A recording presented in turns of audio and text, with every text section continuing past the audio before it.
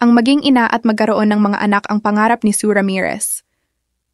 Inamin ito ni Sue nang maging guest ni Melay Cantiveros sa kanyang Kuan on One.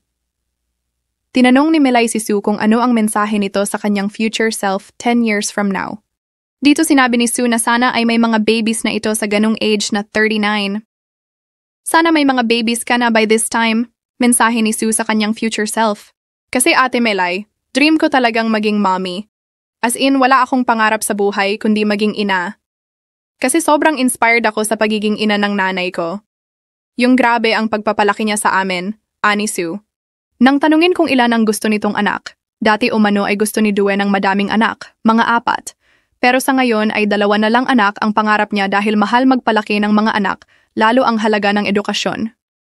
Tungkol sa kanyang love life, sinabi ni Sue na happy ang kanyang heart at ini-enjoy lang nila ni Dominic ang isa't isa nang walang anumang pressure. Si Sue Ramirez ay may simpleng ngunit makabuluhang pangarap, ang maging ina.